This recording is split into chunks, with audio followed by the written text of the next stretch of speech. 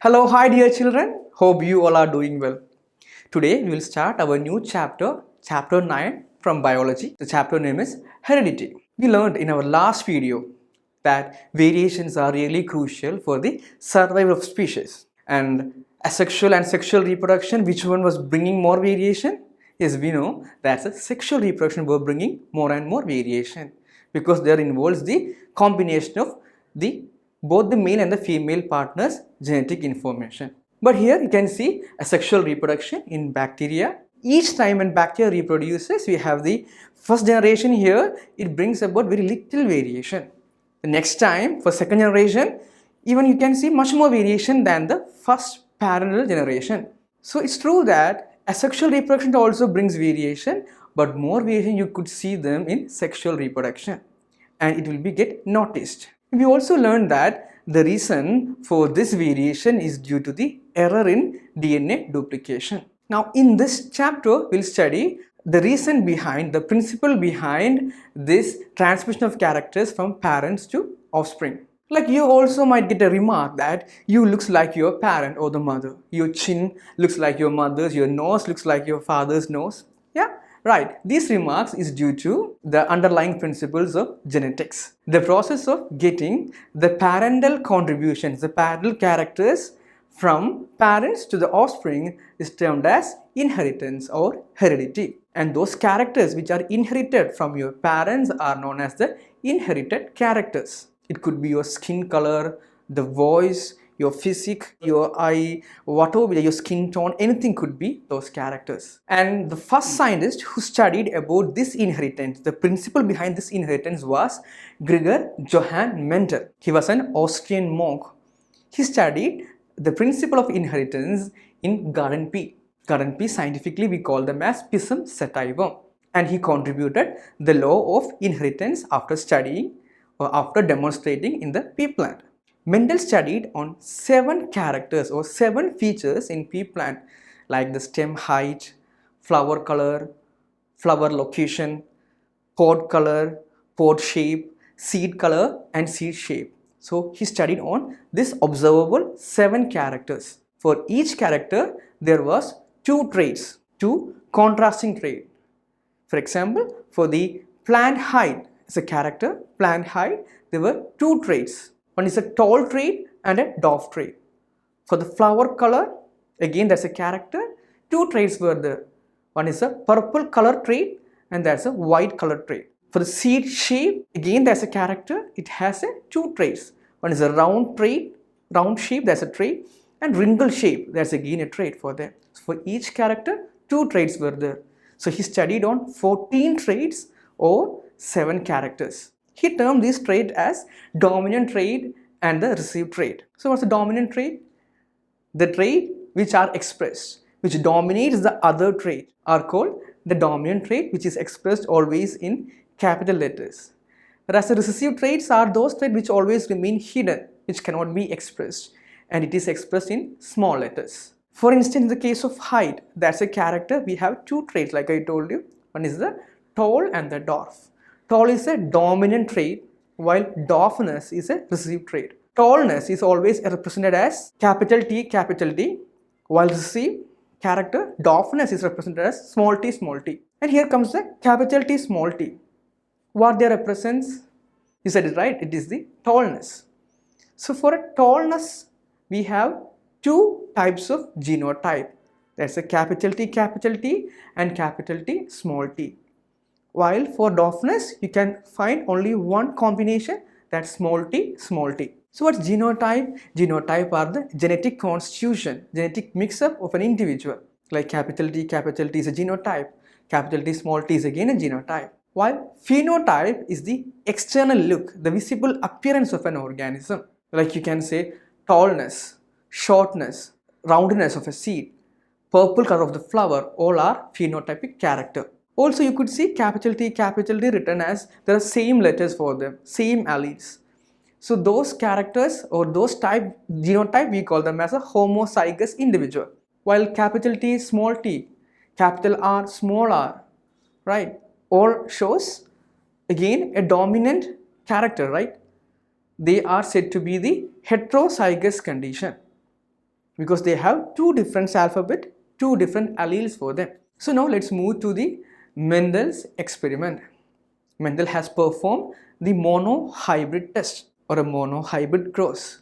The term monohybrid involves the crossing between one trait or a one character. For simplicity, we can take the character called as stem height. So we have the capital T crossing with small t. Both are in homozygous condition. Like I told you, all sexually reproducing organisms can produce gamete. So the next step is production of gamete. And we have the capital T for the capital T parent and small t for the small t parent. Why a single T here produced? Like I told you, gamete production. All sexually reproducing organism has the ability to produce gamete. Gamete will contain half the chromosome number. But before that, why I put capital T over there and small t? The answer is yes. Genes or the chromosome always exist in pairs. Like we have the 46 number of chromosomes or 23 pair of chromosome. In that 23 is from your mother's contribution, and 23 is your father's contribution. Like that here capital T, one T is from the father's contribution and the other T is from the mother's contribution. It is always like that because they are, or P plant or we all are sexually reproducing organisms. So coming back to our cross, so we have the gametes produced.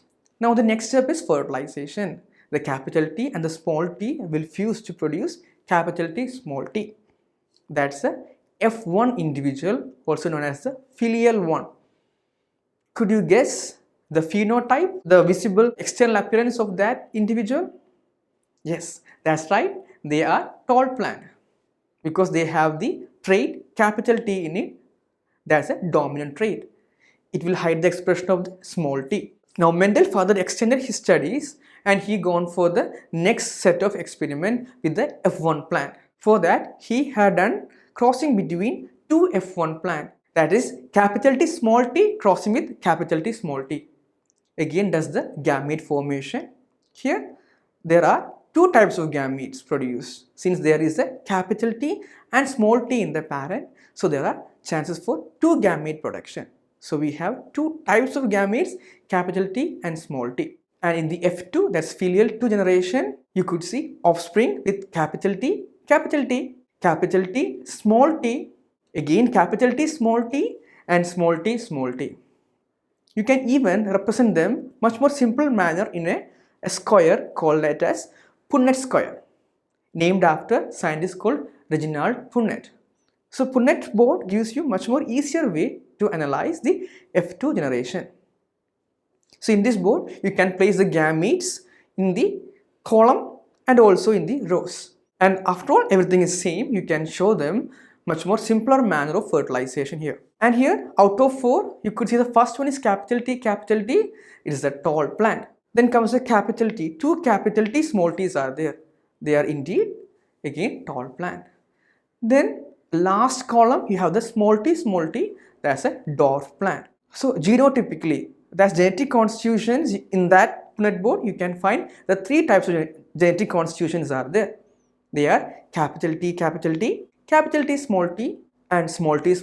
So genotype ratio will be 1:2:1. Whereas phenotype, the visible appearance, there are only 2 kind. They are the tall plant and the dwarf plant. So phenotype ratio will be 3:1. That's why I told you for a character, for a dominant character, here it is tallness, there are 2 genotype, capital T and capital T small t. But always for received character, it will be only one trait. Here it is small t. Received characters will be always in a homozygous condition, while dominant characters can be in a homozygous as well as heterozygous condition. Now we moving on to dihybrid growth. Here the Mendel has taken 2 sets of characters. You can give as one character as tallness and the other as a seed shape. So Mendel have taken a tall plant which having a round seed crossed with a dwarf plant having a wrinkled seed. And here is the cross. Capital T, capital R crossing with small t, small r. All are in homozygous condition. As expected, they produce gamete. Gametes will be capital T, capital R, taking one copy from each character, and we have the small t and small r as well from the receive side. And in the F1 we have capital T, small t, capital R, small r. So could you guess the phenotype? Yes, it is tall, round. A tall plant with the round seed. Now further he extended to F2 generation, that is he crossed himself the F1 parents, F1 individuals. So as the P2, as a parent 2, we have the F1 generation, that is the capital T, small t, capital R, small r, selfing with capital T, capital R, small r, and they are in the heterozygous condition. As expected, G2 gametes are produced. Here you could see gametes with different combination. That's a capital T, capital R, capital T, small t, capital R, and small t, small r. That is, there are 4 different gametes are produced. Compare with the gametes G2 in the monohybrid cross. In the monohybrid cross, we have only 2 different kinds of gamete. But here in dihybrid cross, we have 4 different kinds of gametes. And the F2 can be well represented in a Punnett board. So that's the gamete listed in the row and also in the columns. So here you can see 16 different types of individual with different genotype and phenotype. You could observe there occurs a kind of mix happened. That is, we had that parent combination like tall plant with the round seed, and we also had the parent with the dwarf plant with the wrinkled seed. In addition to that, there occurs a newer combination like tall plant with a wrinkled seed and a dwarf plant with a round seed. That is, we come up with the 4 different kinds of phenotype in the ratio 9:3:3:1. And the new mix so formed is known as the independent assortment. So from these 2 types of crosses, Mendel concluded his studies and proposed the laws of inheritance. And he proposed that the gene is the unit of inheritance. What is the gene? In the earlier class I told you, every information, every character is being coded inside chromosome. And chromosome contains a biomolecule called DNA. So DNA is a long helical coil structure, and a segment of a DNA is called gene. So gene carries each and every individual information. Gene carries the color of your skin. Gene carries the shape of your nose. It's just like a individual button of your remote control. Gene carries each and every information, specific information of your body. So Mendel concluded that it's the gene which carries the genetic information from parents to offspring. Moving to sex determination. Sex is determined in different individuals in different manner. For lower class of organisms like the reptiles, temperature governs the sex of a new individual. Again, you might have studied in the honeybee family, it is the food which determines the sex of the honeybees. Again, some snails have the ability to change its sexes during its course of lifetime. So all above 3 cases are examples of the sex determination depends upon the environment cues or environmental factors. But as the organism becoming much more complex, in our cases, sex is determined by the genes that you acquire during the sexual reproduction. The gene or the chromosome that you are receiving from your parent. Let's see them with an example here. Humans are having 46 number of chromosomes, which is represented as 23 pair or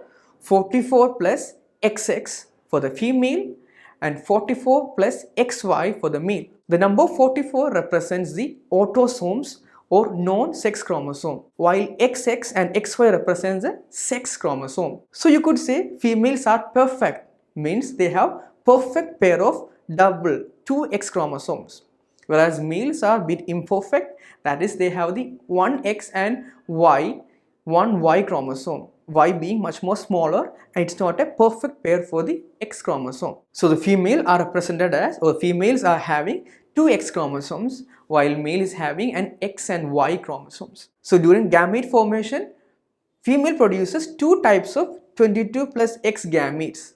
Like I told you, gametes will contain half the chromosome number. But in the case of male, they produces 2 different kinds of gametes. They are 22 plus X and 22 plus Y. Now we'll see the F1, the generations for them. When 22 plus X of the female combines with 22 plus X of the male, it produces an individual with 44 plus XX chromosome. It will be female child. When the 22 plus X of the female fuses with the 22 plus Y of the male, it becomes an individual with 44 plus XY chromosome. It will be a male child. And those who receives X chromosomes from the father and the mother will be a female child. Those individual who receives Y chromosome of the father will be male. So that's why I told you here in our conditions, in our case, gene or the chromosome is involved in determining our sex.